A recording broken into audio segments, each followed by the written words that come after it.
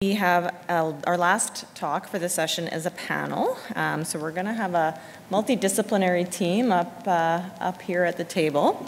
And this will be led by Dr. Natasha Pardy, who is a hematologist from Newfoundland. And in addition to the speakers that you've already heard from, we have a couple of additions. We have Pardy Phrakonkham-Ali, a social worker from Manitoba, and Emileigh Douglas over there, a longtime Nova Scotia chapter volunteer and a patient with mild hemophilia B, and I'm sorry. Sabrina, nurse. Okay. And Sabrina. Sabrina Pelletier. I thought you were on my list, but then it wasn't on one of them. Sorry about that. Sabrina Pelletier, a nurse at the Quebec Saint-Justine. Okay, so please feel free to come up with questions, and I'm going to hand over to Dr. Pardy. And Emileigh, too, I encourage you to answer questions as well. You're sitting up here with us, you might as well. Yes. So I'm so excited to be moderating this panel. This is a topic that is very near and dear to my heart, coming from Newfoundland. As some of you in the room may be aware, we have a disproportionate population of patients with mild hemophilia in Newfoundland because of several founder populations. So I think a lot of people have heard about the Twillingii population, but we actually have some other founder populations as well. So I thought I'd start us off with a story that's quite similar to Shannon's, actually, of we do tend to meet people on a regular basis in their 40s, 50s, 60s who are just coming to the clinic for the first time or just being recognized for the first time. It's a regular occurrence. And we actually had, and I think some of the people on the panel have heard me tell this story back in the fall.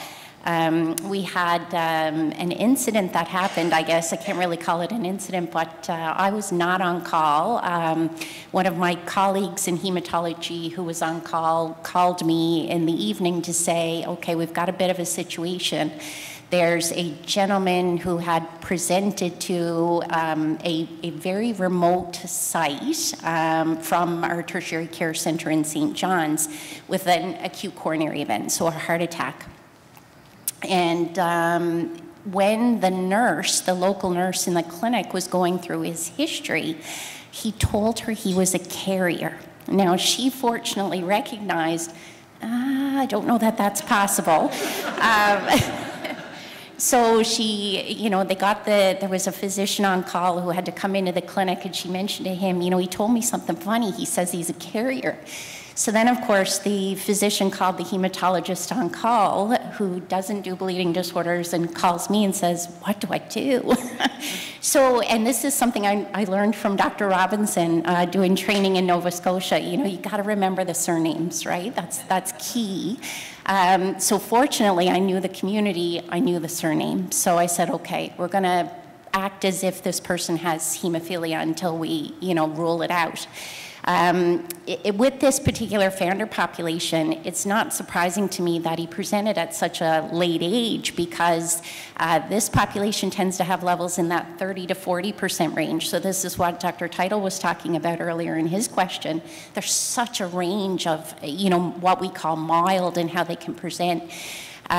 So knowing that he was probably in the 30 to 40% range, we said, go ahead with aspirin, go ahead with Plavix, but don't give him anticoagulation yet. We're really fortunate, I think, that we're tertiary care, but a smaller center in St. John's, so we know each other. Was able to arrange with the cardiologist to get the patient down right away.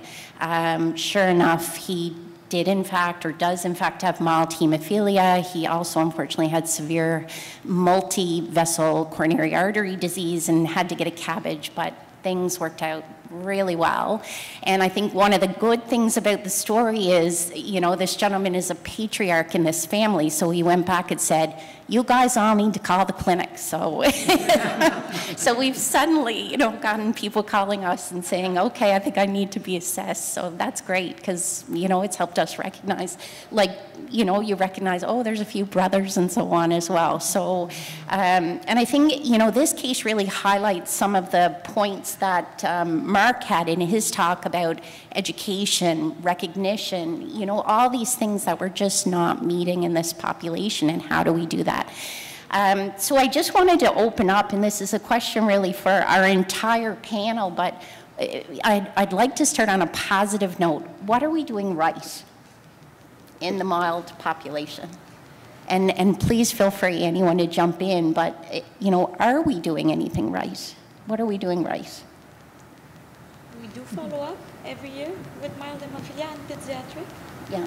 So ongoing follow-up where we recognize the patients, yeah, and trying not to lose those patients to follow up. I mean, I think we're talking about things we didn't talk about 10 years ago. So, yeah. And I think that recognition that our novel therapies are going to influence the phenotype of the population at large to be in this category. I think both of those things we're doing right, but we have more to do. And JoAnn. Yeah, I think, I think from the study that we did, we really recognize that these guys don't like a lecture when they come in. Like, yes, they might come in a little late, but I know at our clinic in Saskatchewan, we try and accept them where they're at and offer them the treatment that they need and hold off on, oh man, you should have called us earlier, right? Because that's what they don't want to hear, because they may not come back. So I think avoiding, you know, I think we are trying to avoid the scolding maybe when they come in a little late. But. Okay, perfect.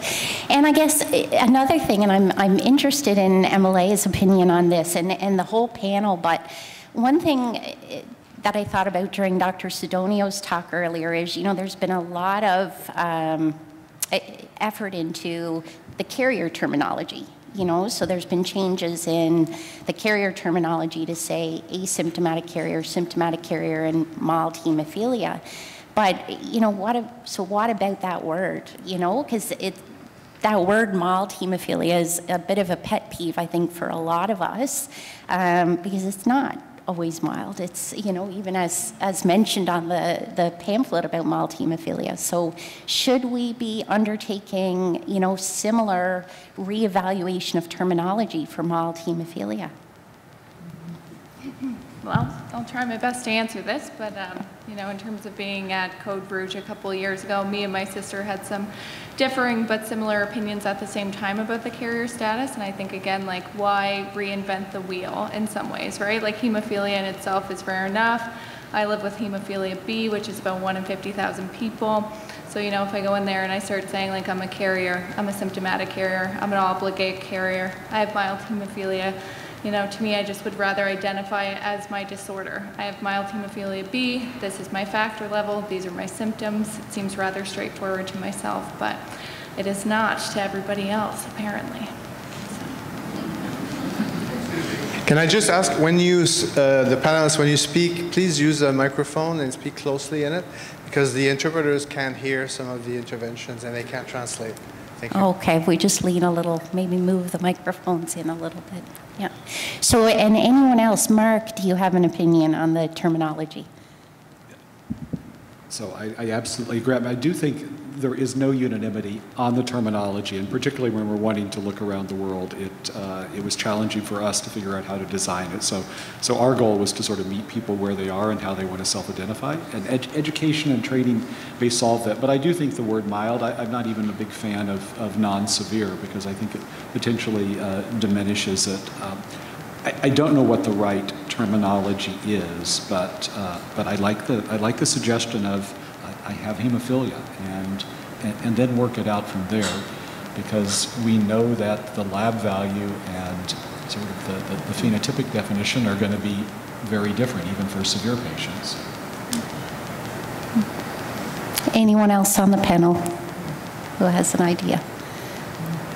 comment on that. And I will say too, it's not limited to me asking questions. I want to invite anyone who has a question for the panel. I know there wasn't an opportunity for questions at some of the talks, so we don't just need to listen to me asking questions. So if anyone wants to come up to one of the microphones and ask a question, I will pause for your question. And I do see someone coming now. Pam Wilton, London, Canada. Thanks, everybody. That was a really great talk. You asked the question, what are we doing right? And you're telling a story, so I want to tell you a story as well. My husband, thank you to David Lillicrap, was diagnosed in around his 50s with von Willebrand's. Regular Canadian guy, played hockey, played rugby, played football, sailed on Lake Huron, and was regularly beat up by his 4 elder brothers.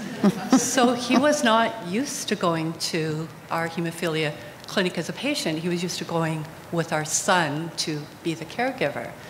So when the envelope would come from our clinic, I could always tell that it was being delivered in the mail. And like any decent wife, I would then nag him to follow up and make sure that he actually got to the clinic. Because in his mind, he's fine. Nothing's wrong. Don't need time off work. Don't need to go.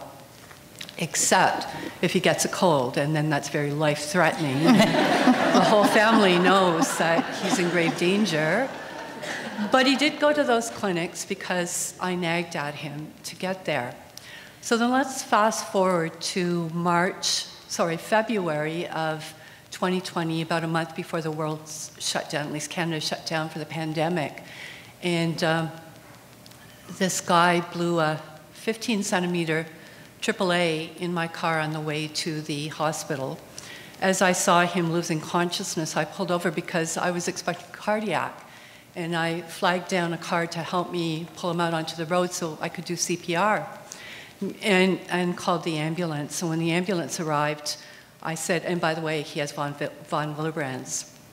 I got back in the car and composed myself as he roared off to the hospital. And by the time I got into the trauma room, the doctors had been in touch with our hemophilia program. It was on his chart. They called the doctor on call. That information was there. And to make this long story short, you're doing what you should be doing. And the education around the importance of staying in touch, the problems around family physician versus all of you. I know my son is far more comfortable with you and you're listened to. With my own bleeding disorder, not always, but usually I'm listened to when I'm talking to this community of specialists. But when you go to the family doctor, often they just put it back to the clinic. So I think in your notes back to the family doctor, if there's any follow-up that you're concerned about, making sure that it's in that note. So someone's following it up, whether you're doing it or whether the family doctor is. And I just applaud you and thank you, CHS, for including this topic. It's so important. Thank you for your work. Thank you.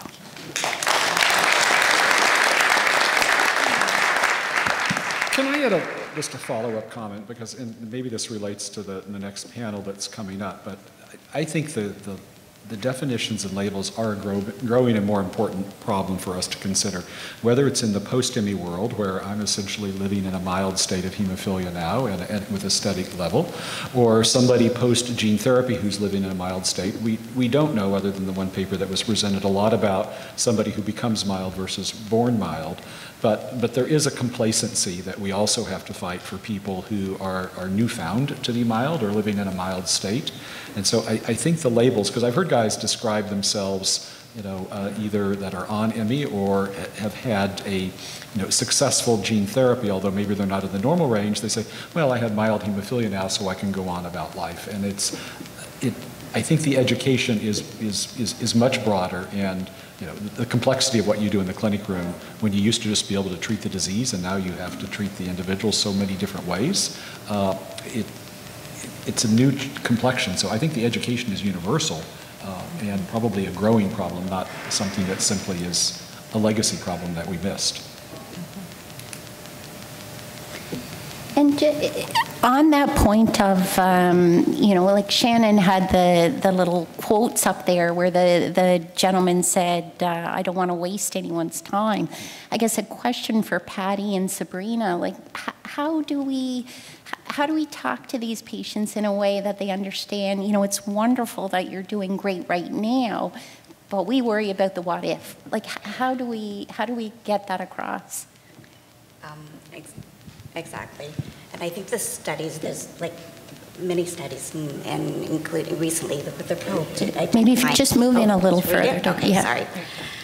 I think it is important to, yes, normalize and to reinforce the education with the MILDs and with the previous studies and current studies of the probe that identify and reinforce that there are issues, quality of life issues, and that MILDs are faced with, you know, issues that need to be addressed. So the importance of us, you know, addressing that. I, as a practice social work, we recognize psychosocial issues that impact everyone, especially those with chronic health disease, and just, you know, making sure and reinforcing an education.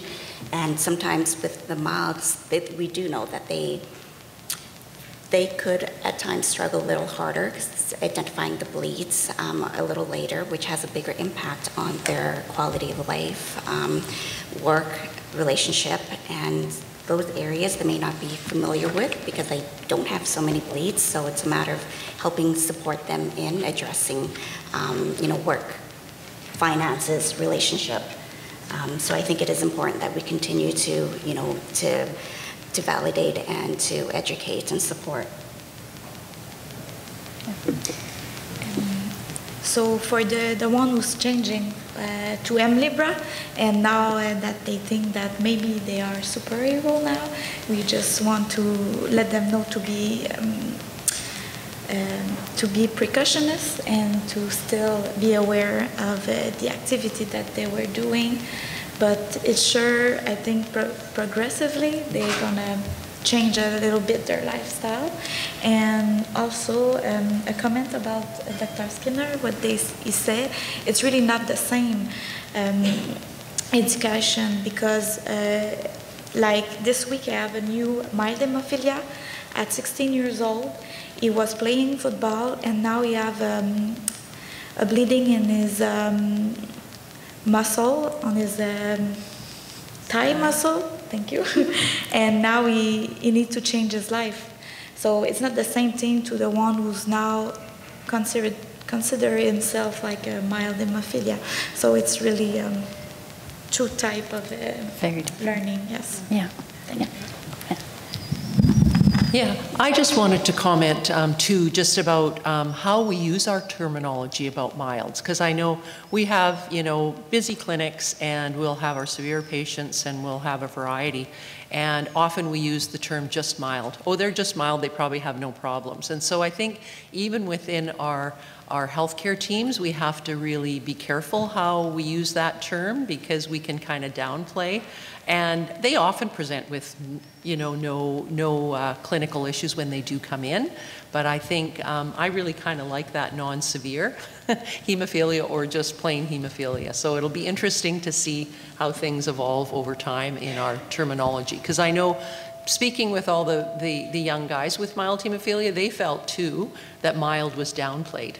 And even these guys that ended up with some severe things, they were often, oh, it's mild, right? So, yeah. Shannon. I wanted to make a quick comment about the sort of the out-facing labels and terminology, but I think there's a really good in-facing way of thinking it. And one of my older patients with mild hemophilia coined a phrase that I actually use in conversation with patients, and he calls it sneaky. And I think the message being it's not your fault, it's sneaky. Let's talk about how you can be prepared rather than what we label you. And the other comment I wanted to make is about intracranial hemorrhage, which I think Mark really flushed out, but I think as a community need to do more about more promotion of what to do, because I think it's horribly wrong in terms of how patients with mild hemophilia are seen in the emergency room and assessed. The times are too long. And with the devastating outcomes that we know could happen, I think this is something we could do better. You didn't ask that question, but I think it's important. But it's a good point. So as a physician, this is Jean Saint-Louis from Montreal. As a physician, I used to write severe or mild on my consults or requisitions for x-rays or scans or procedures.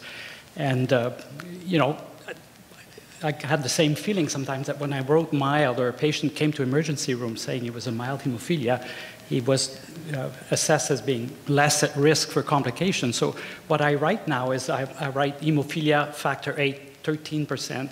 Most non-hematologists have no idea what that means. They don't know that 50 is normal, so they say, oh, I must take that seriously because it's 13% or even 30%. They'll be very impressed. Wow, 30%, that's very low. So I say hemophilia A, factor VIII, 30%, and then call us for preparation or, you know. Yeah. So that's a solution, maybe. Yeah. And it's a great idea. Because I think, too, you know, it's the same way when you're a referred patient with low platelets.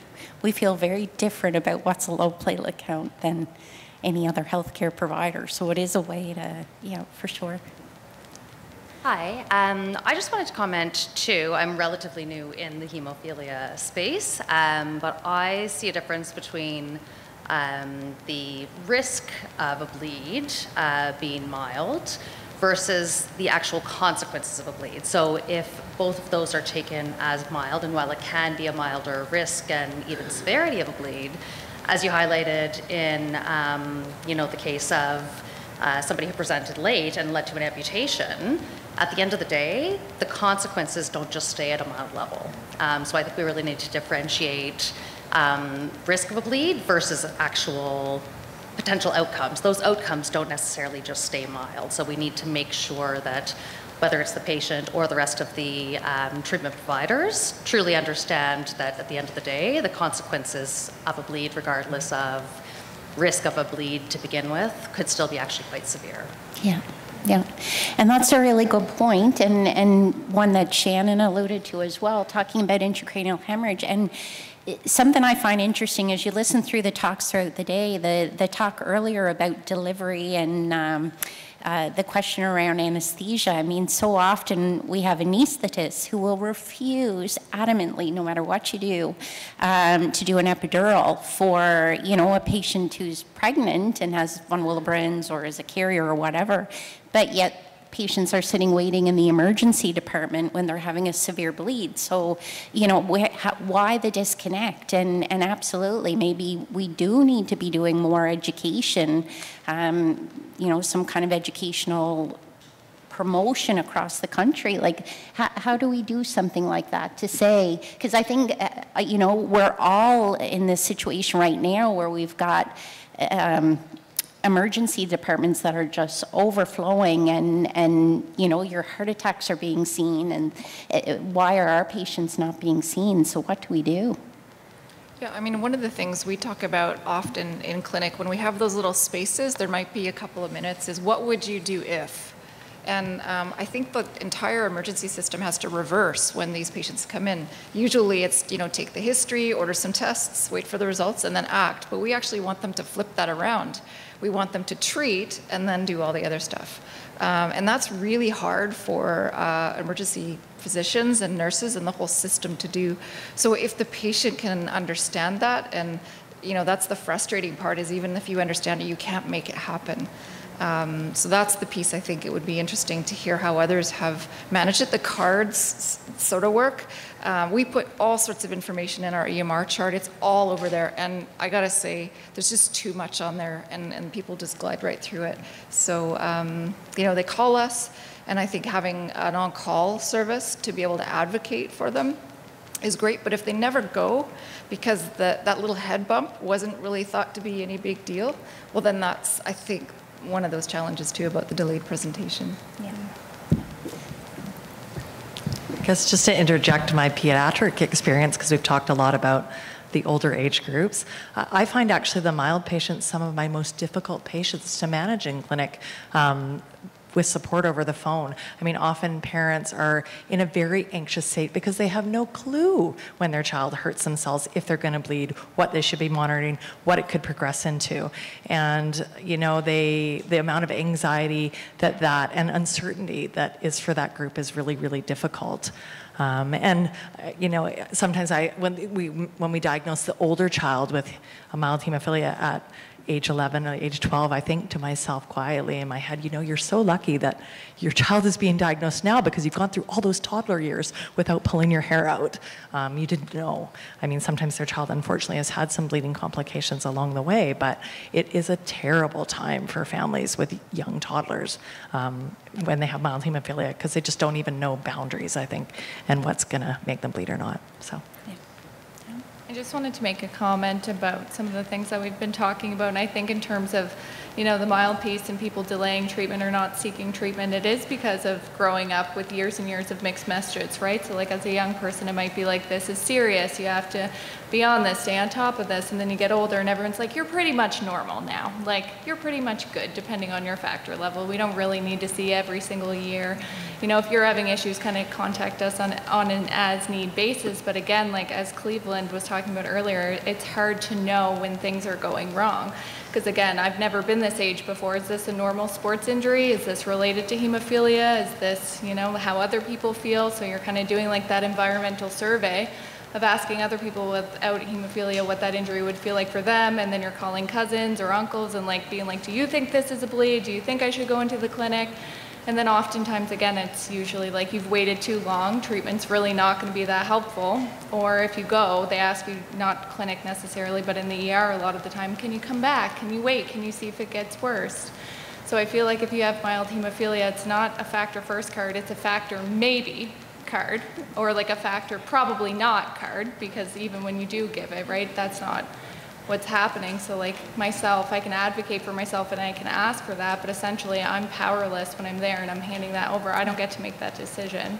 And I think, again, that's why a lot of people are staying home and trying to take care of themselves, because mentally it's not worth the fight and it's not worth the exhaustion to go and to have those repetitive conversations. Yeah. So I just wanted to make a comment and then ask a question. So in addition to being the mom of a child with hemophilia, as I mentioned, I was also a emerg nurse. I actually worked in the emergency department for 18 years and managed it for 6 of those years. And so if anyone could navigate the healthcare system, it should be me. And my experiences of being in emergency departments with my son have been extremely negative. However, I also have a fair bit of knowledge about emergency departments. And so I guess my question for you is, one of the things that's used very widely across healthcare are pre-printed order sets, care plans. Has there ever been a discussion about coming together to create some unified basic care plans to give to patients, not to the hospitals, so that patients and families can take care plans where you could tick off what was important for the patient that literally direct the emergency departments about what should happen first, second, third?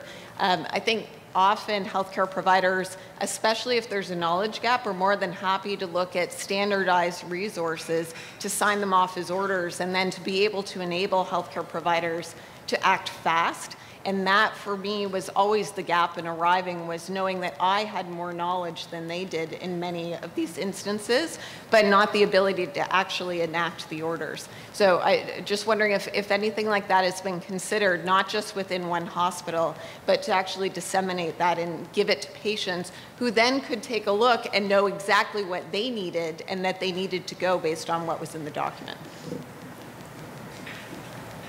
And anyone in our panel, I'm not familiar with it. I think, wow, that's a great idea, because absolutely, you know, people tend to react to pre-printed orders. So has anyone done that, Shannon or Emileigh? Oh, I was just, sorry, because I didn't mean to interrupt, but in Nova Scotia we did do something similar because of all of our problems in the emergency room. So we worked with our HTCs to actually have care plans done up for people that wanted them and have paper copies. So you can bring those along with you. But again, I haven't had to use mine lately, which is great, but I've got one.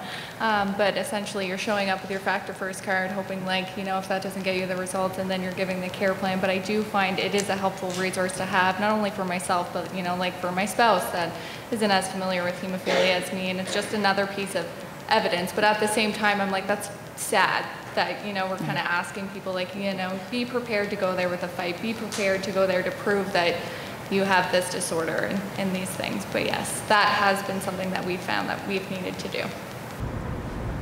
First, I'd like to thank you all. This has been a wonderful conversation, and I really wish that everyone I knew on Emileigh was here. And because my son has got hemophilia, one of the different landers with mild hemophilia, and there's so much to learn to catch up on that sneaky process. The winning trick that I've discovered, and maybe it's not totally above board, but I don't mind when it's for the sake of my son. Every time I speak to a doctor now at Merge after 6 or 8 hours of waiting, the first thing I say is that they should call hematology, that they're expecting it. And I stopped getting no when I started saying it, so if you pass that on. And anybody on Emileigh, if you know somebody with mild hemophilia, talk to them, because there's a lot of things that you develop over time. So thank you very much. Any final comments? So our time is drawing to a close here. Any final comments from anyone on the panel? JoAnn? I'd just like to ask Emileigh a question. And you were saying that, you don't really know when you're asking your siblings and relatives about whether that's a bleed.